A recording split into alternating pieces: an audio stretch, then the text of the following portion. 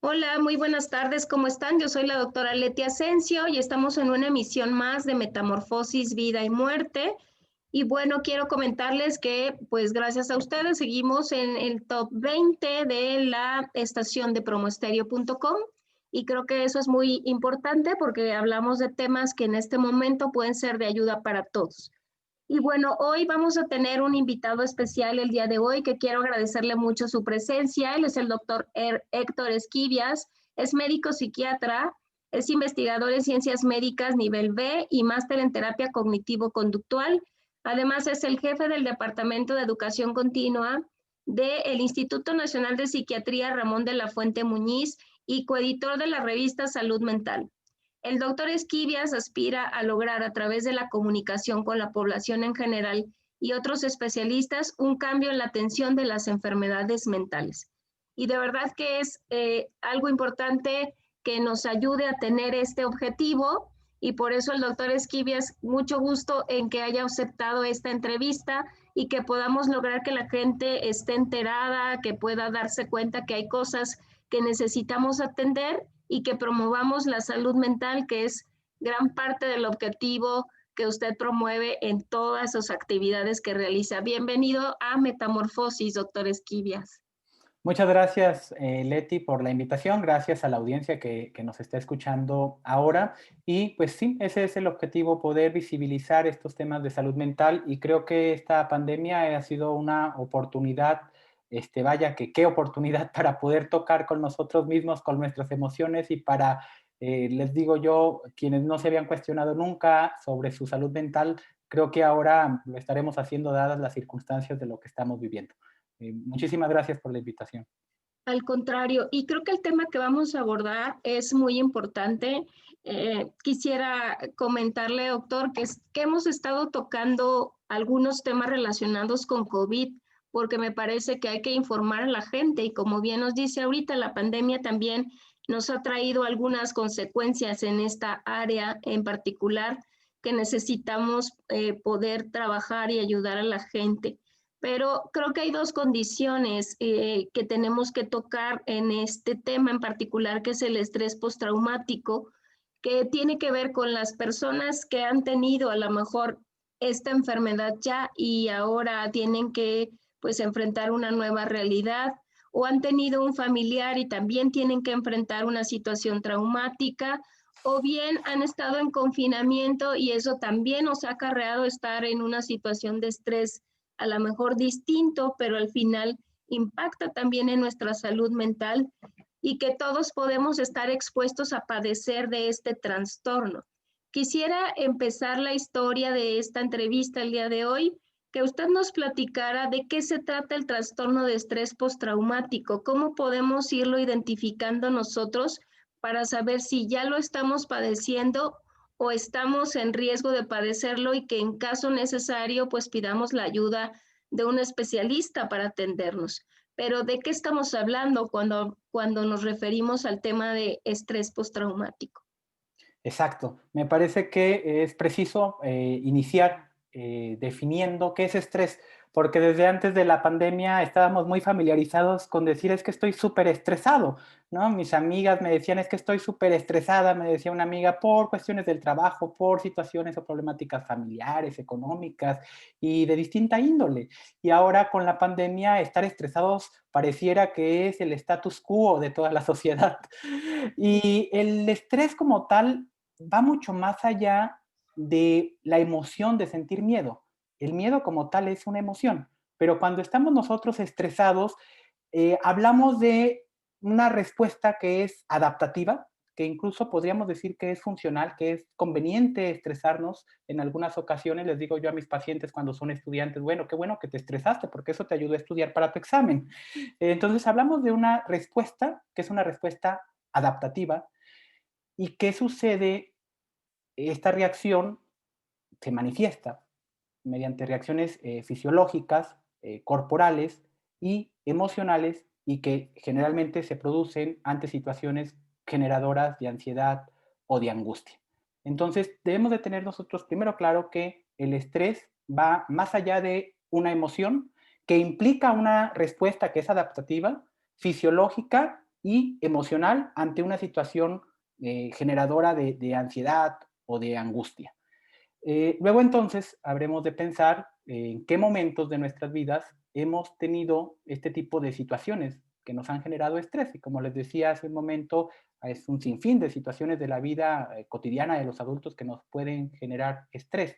Pero cuando vamos a hablar y acercándonos hacia el trastorno de estrés postraumático, por definición y por clasificación, se consideran como eventos estresantes de tres tipos. La muerte, de un familiar cercano o haberla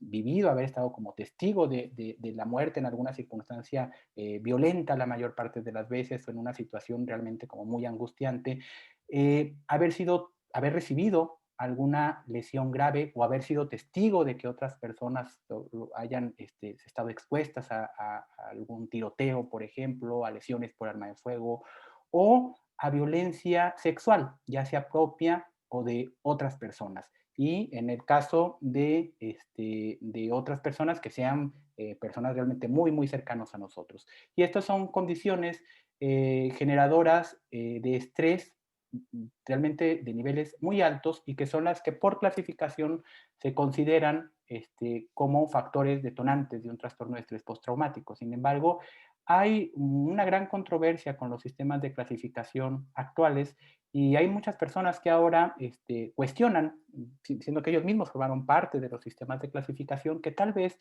debería de ampliarse las situaciones estresantes para todas aquellas condiciones que como humanos estamos pues, sujetos a vivir, ¿no? Tal como la que ahora estamos viviendo y que desde luego impactan no solamente emocionalmente, sino que se genera una respuesta fisiológica. Y sin pretender dar una clase de la neurofisiología del estrés, lo que sí es preciso mencionar es que cuando nosotros vivimos una situación estresante de esta dimensión, hay una estructura en el cerebro que es el hipotálamo. Muy cerca del hipotálamo hay una glándula que es la hipófisis. Entonces, cuando vivimos una situación muy estresante, el hipotálamo genera un factor liberador de corticotropina. Entonces, libera este factor. La hipófisis, en respuesta a esta señal, a la liberación de este factor, libera una hormona que se llama adrenocorticotropa. Y esta hormona estimula a la glándula suprarrenal. Estas glándulas suprarrenales están en la parte superior de los riñones. La glándula en la parte superior, que nosotros llamamos corteza, se libera los glucocorticoides, que principalmente es el cortisol, que todos nosotros escuchamos que el cortisol se libera cuando estamos en situaciones muy estresantes. Y así es. Entonces ahí se libera el cortisol. Y dentro de esta glándula suprarrenal, en la médula, se libera la adrenalina, que es la que nos hace correr, que es la que nos hace estar con los ojos mucho más precisos en el momento en el que hay un asalto, en el que hay algo que nos alarma, que nos alerta, ¿sí? Es la que nos hace que nuestra frecuencia cardíaca se incremente cuando estamos ante una situación de peligro, cuando estamos cruzando tal vez las vías de un metro en el auto y de repente vemos que viene el metro, ¿no? Entonces, se liberan el cortisol en respuesta al estrés, se libera la adrenalina, ¿sí? De las glándulas suprarrenales y también se libera noradrenalina de las terminaciones nerviosas del sistema simpático. Y esto es lo que genera entonces que ante una situación estresante podamos en ese momento, en agudo, concentrarnos de mayor manera. Incluso el flujo sanguíneo cambia, Leti. Cuando estamos ante una situación estresante, el sistema dice, tengo que priorizar la sangre hacia qué parte se va. Y esto es lo que de repente hace que cuando estamos ante un susto o una situación de este tipo, nos pongamos un poco pálidos, ¿sí? Porque entonces en las partes del cuerpo donde no se requiere como mantener la irrigación, disminuye el flujo sanguíneo, ¿sí? Incrementa la frecuencia cardíaca, incrementa incluso la capacidad pulmonar, ¿sí? La capacidad respiratoria en el momento en agudo. El tema es que una vez que se mantiene la situación estresante, no podemos mantener todo el tiempo esa atención, y entonces pues decae nuestra capacidad atencional, se genera, ya lejos de estar en hiperalerta y de estar en el top de la atención, de la concentración, del rendimiento, se genera cansancio, se genera fatiga, ¿sí? Hay alteraciones gastrointestinales asociadas a esta respuesta al estrés de manera sostenida, y entonces es cuando se manifiestan todos los trastornos relacionados con la ansiedad. Que el trastorno de estrés postraumático es uno de varios, ¿no? Existe el trastorno de ansiedad generalizada, que por mucho es uno de los más frecuentes en la población. Existe el trastorno de pánico y bueno, el trastorno de estrés postraumático, que lo estamos viendo ahora también mucho más frecuente en nuestra población, toda vez que las personas están siendo mucho más conscientes de su salud mental y de que ahora mismo estamos sometidos a situaciones estresantes que realmente nos conmueven, ¿no? Ya sea por que se trata de nuestros familiares o porque son situaciones realmente agresivas, traumáticas para nuestra experiencia de vida.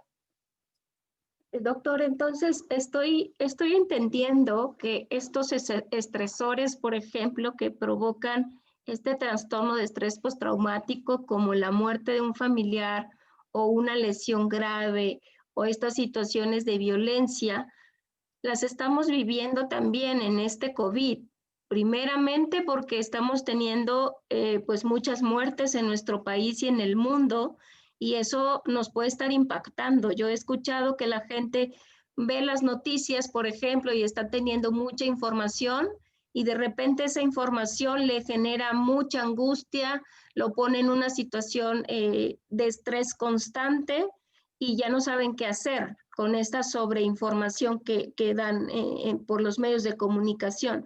Pero también, digamos que a lo mejor no son lesiones graves como alguien que le dispararon o esta parte de violencia que también sigue estando presente en nuestro país, pero también la cuestión del COVID, porque podemos estar conociendo a alguien que falleció cercanamente a nosotros o una persona que a lo mejor conocíamos por el trabajo que también resultó positivo a COVID-19 y también pudo tener pues esta complicación de salud.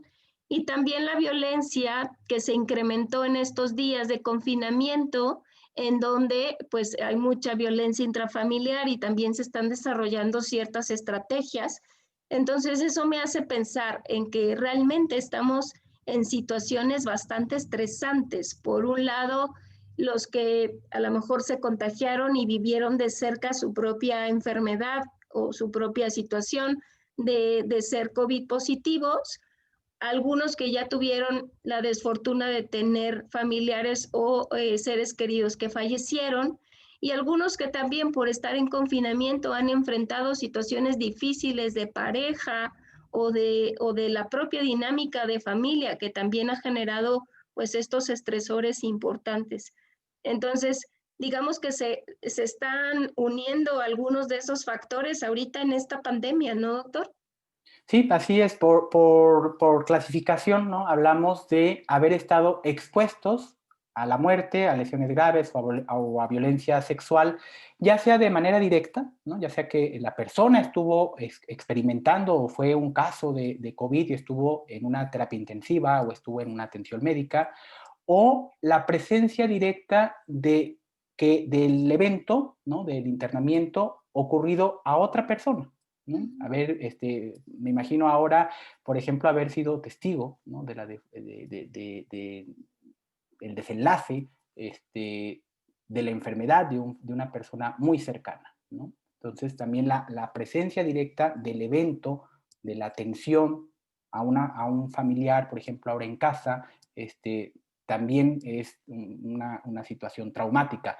Pero luego también el hecho que pareciera simple, pero no lo es, de conocer el suceso traumático que le ha ocurrido a otras personas. Ya no es que yo sea el paciente o que yo haya estado presenciando directamente el evento, sino el hecho simple de que haya yo conocido, ¿sí?, sobre el evento a otras personas que tal vez por cuestiones de espacio, de distancia, pues no pude estar ahí, pero se trata de un familiar muy cercano, ¿no? Vamos pensando en mi madre, vamos pensando en un amigo íntimo, en una persona muy cercana a nosotros, y que realmente la situación, como ahora por COVID y por muchas otras eventos de la vida humana, amenazan o realmente representan un desenlace que implica la muerte, que implica un evento violento o accidental. Y luego, por otro lado, también están expuestos a este tipo de eventos quienes de manera repetitiva, ¿sí?, están expuestos a atender a población que se encuentra en esta situación. Por ejemplo, cuando fue el sismo hace unos años, pues los rescatistas que estaban expuestos a estos eventos traumáticos, están rescatando personas y que ahora, ¿no?, podrían ser profesionales de la salud que se encuentran brindando atención.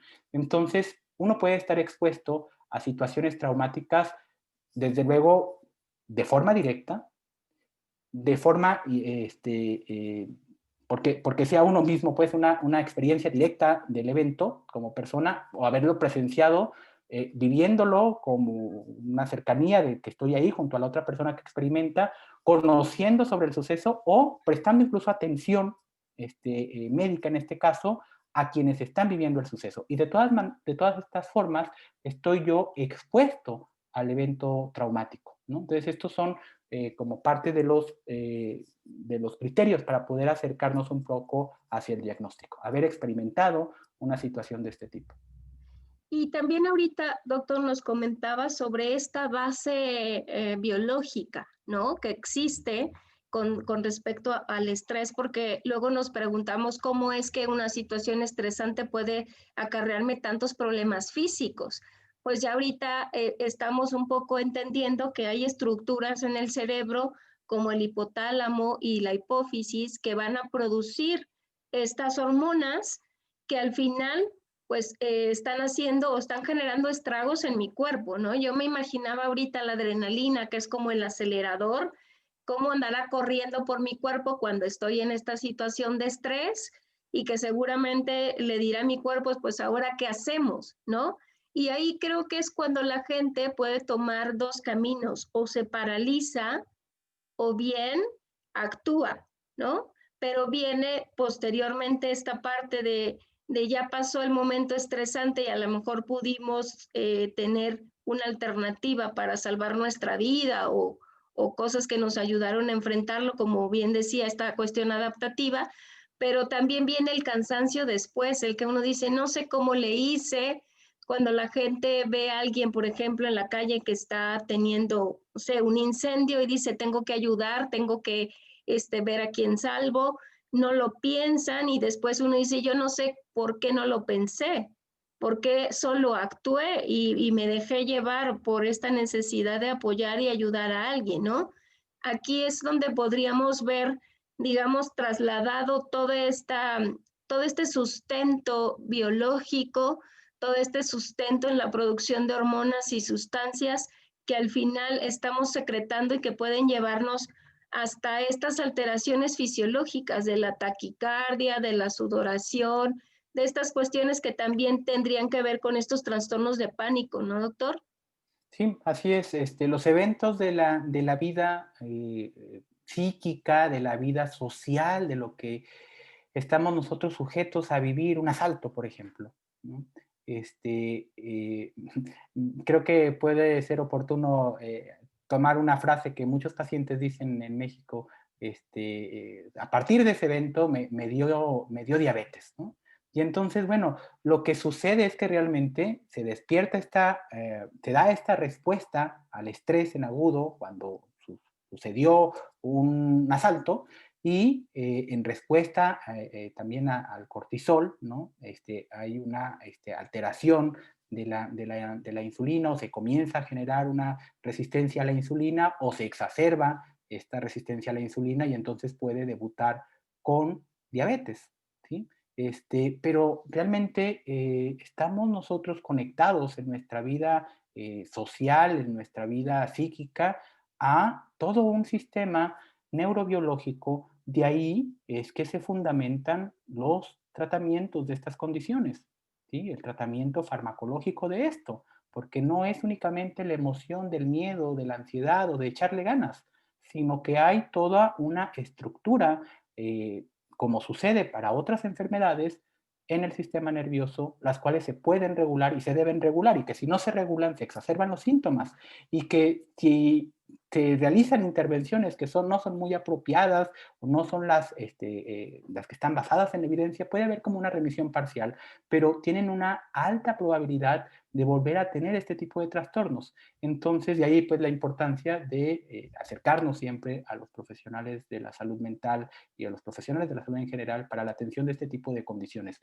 A mí me da mucho gusto que cada vez hay más pacientes que nos buscan a los especialistas en salud mental con el objetivo de recibir un tratamiento formal, de recibir un tratamiento serio. Y creo que ahora la circunstancia que estamos viviendo nos está acercando o creando mayor conciencia pues, en la población sobre lo que estamos viviendo y de qué manera lo estamos viviendo. El trastorno de estrés postraumático ha estado en las clasificaciones desde 1980, fue a partir del DSM-3, pero se describió en ese momento, después de la Segunda Guerra Mundial, después de las experiencias traumáticas que narraban los veteranos de la Segunda Guerra Mundial, especialmente de Estados Unidos, pero ya se había documentado previamente desde la Primera Guerra Mundial con un término que se llama shell shock, ¿no? De estas experiencias de los soldados que tenían como un despertares, interrupciones de su sueño, en los cuales despertaban realmente como muy alterados y con muchos síntomas adrenérgicos. ¿Sí? Entonces tenían insomnio, comenzaban a tener taquicardia, sudoración palmar, una ansiedad muy, muy intensa con el deseo de salir bien de la circunstancia en la que estaban. Y si buscamos un poco como antecedentes del trastorno de estrés postraumático, realmente vamos a encontrar que está documentado desde la Grecia clásica. Hipócrates lo había descrito de una manera muy, muy sutil, algunas respuestas psicológicas de este tipo después de los combates de guerras, ¿no? Entonces, vaya, siempre ha existido ahí, siempre ha existido esta respuesta y es necesario que exista una respuesta al estrés. Digo, estaríamos condenados a morir si no reaccionáramos ante situaciones que son peligrosas para nuestra vida. Entonces, es una respuesta adaptativa, saludable, pero el problema es cuando nos paraliza o cuando una vez que ya no está esa situación, que ya no estamos expuestos a ello, lo seguimos reexperimentando. ¿Y de qué forma o cómo es que podemos seguir reexperimentando algo que ya pasó, que ya quedó en la línea del tiempo hace algunos meses o tal vez incluso años? Y entonces aquí vienen los grupos de síntomas con los que se expresa este trastorno y es la presencia de pensamientos que son intrusivos. Para tratar de hacértelo más didáctico, vamos agrupando estos síntomas en 5 grupos. El primero le vamos a llamar síntomas de intrusión. ¿Sí? Vaya, intrusión es como, suena como a intrometerse, bueno, pues algo así, ¿no? Entonces viene un pensamiento intrusivo que de repente llega a la cabeza, me genera angustia, puede incluso a veces presentarse en los sueños, ¿sí? Y puede o no acompañarse de escenas retrospectivas, algo que por mucho tiempo se llamó y se continúa denominando todavía así en algunos grupos de personas como los flashbacks, ¿no? Y mucho tiempo los que nos dedicamos a salud mental buscábamos la presencia de flashback que pueden o no estar en personas que tienen trastorno de estrés postraumático y que es como volver a tener esas escenas, ¿no? que vieron, que experimentaron y que es curioso porque si nosotros vemos en los antecedentes los primeros casos cuando no existía esta enfermedad como tal decían que eran alucinaciones. Bueno, no son alucinaciones, ¿no? Sino que es como una memoria en la cual se ha grabado estas experiencias o estas escenas retrospectivas del evento. Y ante las cuales de repente se despierta una reacción fisiológica de angustia o de ansiedad muy similar a la que se experimentó cuando se vivió el evento traumático. Entonces, vaya, es como estuve yo cuando falleció mi madre, este es un ejemplo, ¿no? Por COVID en abril, en casa. Y realmente fue muy traumático, fue muy impactante para mí. Y ahora en algunos momentos del día por momentos, de repente llego a sentir esa ansiedad y es una ansiedad muy similar a lo que yo viví en ese momento, ¿no? Entonces, viene como estos recuerdos angustiosos con esta reacción fisiológica tan parecida a lo que yo viví cuando experimenté el evento.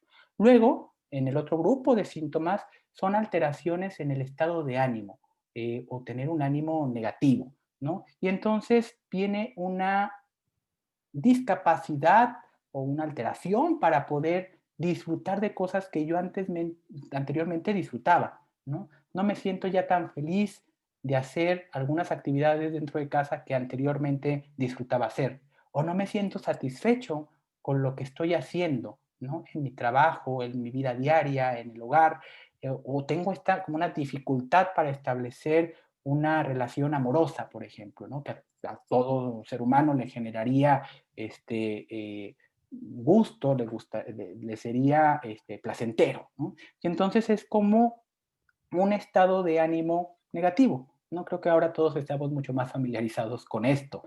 Y el tercer grupo de síntomas son particularmente síntomas que nosotros llamamos disociativos, que es como si me desconectara un poco ante situaciones sumamente estresantes de la realidad en la que estoy, ¿no? Estoy dando una ponencia y entonces es un auditorio con el que nunca había estado, lleno de expertos, y entonces si soy algo tímido, de repente como que siento como que yo no estoy ahí, como que no soy yo el que estoy hablando, el que estoy diciendo esto, o después de haber estado dando la clase, la cátedra, me bajo del escenario, entonces no recuerdo absolutamente nada de lo que dije, ¿no?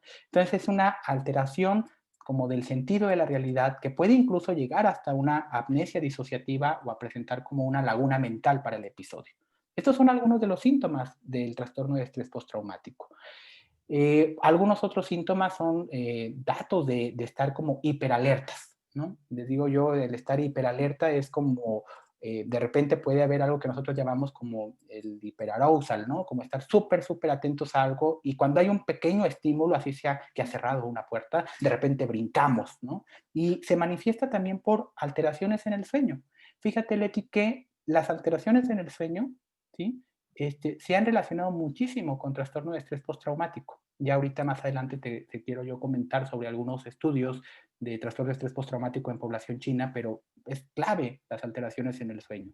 Entonces, los síntomas de hiperalerta están relacionados con alteraciones para poder dormir, con estar sumamente irritable, ¿no? Entonces, de repente, pues ahora, además de que no siento gusto, no siento interés por hacer las actividades, además identifico que pues me enojo por cualquier cosa, por cualquier pequeñez, ¿no? O estoy hipervigilante a cualquier situación de donde pueda haber algún riesgo o algún peligro. Y este estar hiperalerta, desde luego que es paradójico porque pensaríamos que estamos muy, muy atentos, pero realmente afecta nuestras funciones cognitivas, afecta nuestra capacidad para podernos concentrar. Vaya, si yo estoy alerta a todos los estímulos y a todos los riesgos que puede haber, pues lo menos que puedo hacer es concentrarme en hacer bien lo que tengo que hacer y entonces puedo tener algunos errores, algunos, pues sí, errores por descuidos, olvidos con frecuencia, dada estar hiperalerta a todos los demás estímulos. Y finalmente, en esta parte de estar como hiperalertas, suceden estos sobresaltos, ¿no? Como exagerados, o en algunos pacientes se presentan, por ejemplo, algunos síntomas ya muy físicos, como tener como si fuera una mioclonía en alguna parte de los músculos de la cara o del párpado, ¿no?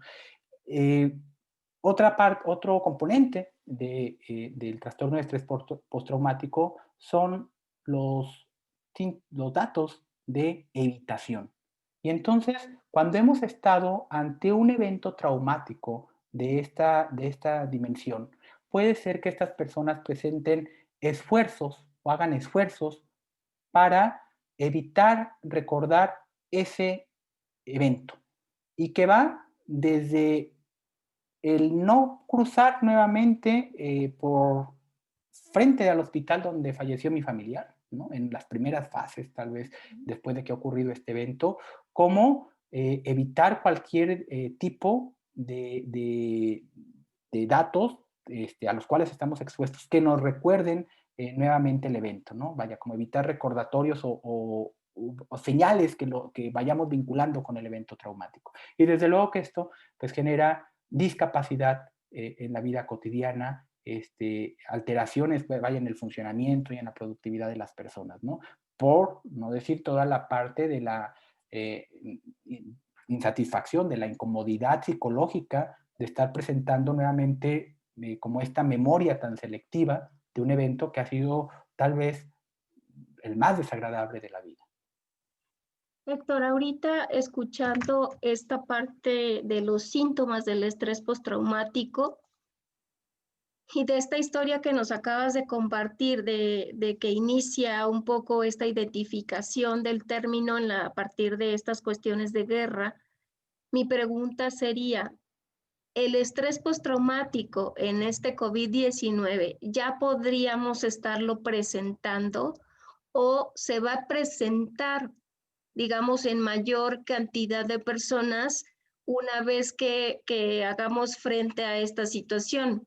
Porque realmente hemos escuchado también por ahí que el COVID en este momento lo estamos viviendo como una situación de guerra. Incluso compañeros del área médica están contemplando que es algo así como estar en un momento de guerra porque estamos realmente frente a algo desconocido que está causando muchas muertes, que está provocando pues todo un desequilibrio en todo el funcionamiento y estructura de todos nosotros, incluyendo la parte mental. Pero entonces, eh, estos síntomas de los que ahorita nos explicabas, se van a presentar en estos tiempos, en estos momentos que ya llevamos 8 meses, o lo vamos a ver después, o sería, digamos, por la causal que pudiera estar causando el COVID, que pudieran también dar como resultado un estrés postraumático. Claro, sin duda, yo creo que ahora los profesionales de la salud y todas las personas que trabajan en los hospitales, ¿no? O sea, pienso yo en las personas de seguridad, del aseo, todos los que están expuestos, desde luego que están expuestos a algo que amenaza contra su propia vida si hay algún descuido, ¿no?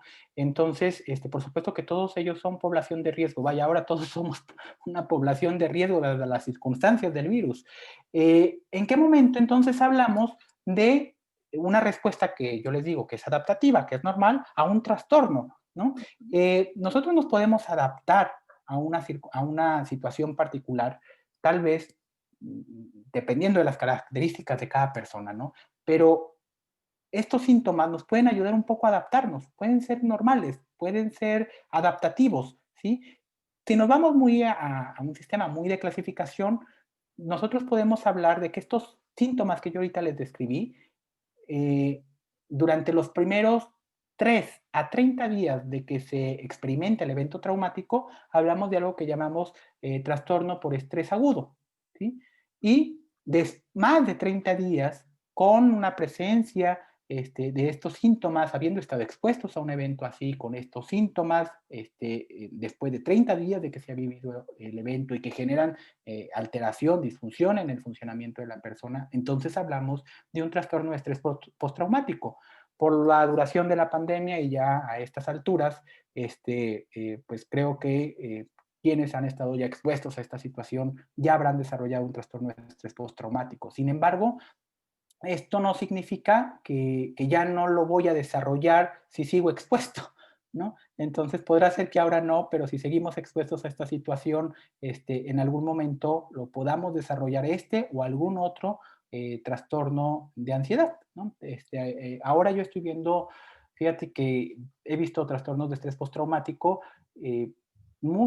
creo que la mayoría de los casos que he visto han sido recaídas, han sido pacientes que ya habían tenido el diagnóstico, que ya habían tenido una experiencia previa traumática, que incluso ya habían recibido tratamiento y ahora han tenido una recaída. Pero lo que yo estoy viendo ahora, que es como de primeros casos, han sido de trastorno de pánico, ¿no? Que es justo el comenzar a tener algunos de estos síntomas de una respuesta así adrenérgica, de taquicardia, de sudoración de las palmas de las manos, de un miedo incluso inespecífico, sin saber a qué, de un de repente, ¿no? Y que llega realmente a afectar la calidad de vida de las personas y generalmente acompañado de algunos otros síntomas depresivos.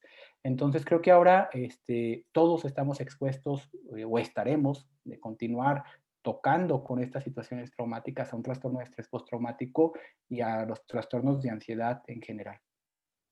Y que entonces valdría la pena que estemos pendientes y muy atentos a esas respuestas que tenemos, porque estamos frente a un estresor constante, ¿no? Las noticias, como te decía, esta eh, información en exceso o esta, digamos, que no aclaramos tampoco si esa información es verídica o no verídica, finalmente nos genera estrés. El ver las noticias de otros países, lo que está sucediendo, también nos genera estrés y que pues todos estamos en algún momento expuestos a este estrés agudo que tú nos mencionabas o bien este estrés crónico que ya nos llevaría a alteraciones regularmente más tendientes, creo que a la ansiedad o a la depresión, que serían como dos caminos que habrá que estar vigilantes, ¿no? Y ahorita nos hablabas de los trastornos de pánico, que creo que valdría la pena si me ayudas a aclarar con la audiencia cuáles pudieran ser los síntomas de estos trastornos de pánico también, que es a lo mejor el punto de inicio que tendríamos que voltear a ver también a nuestra salud mental para poder ayudarnos en esta situación porque a lo mejor no estamos exentos de que yo aparentemente estoy tranquilo y de repente viene esta sintomatología ansiosa y uno no sabe ni por qué, ni cuándo aparece, ni si tenemos el control, pero qué mejor que tú que nos ayudes a identificar de qué se trata este trastorno de pánico.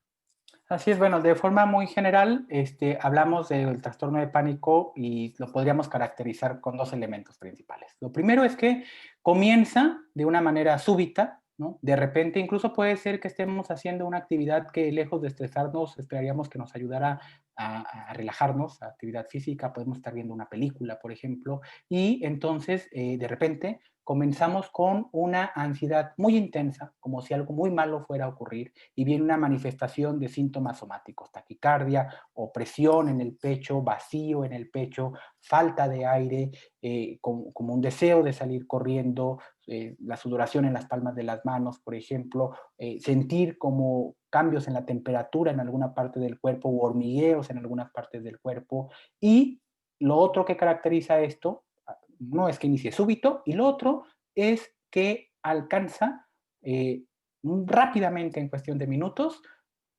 la, el pico más alto de la ansiedad, ¿no? Vaya, comienza de forma súbita y en cuestión de minutos tenemos los síntomas de forma muy intensa. Entonces hablamos de ataques de pánico y que para esto no es preciso haber estado expuestos a una situación traumática.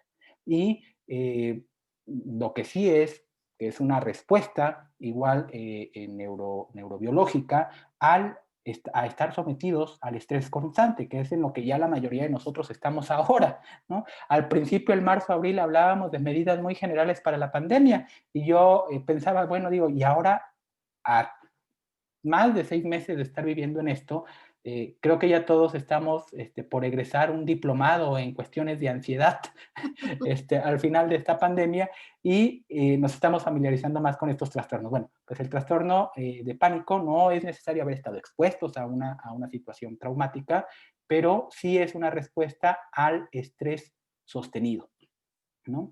Y bueno, en general estos trastornos lo que lo ha favorecido ha sido la información insuficiente y el percibir que no tenemos suficiente información.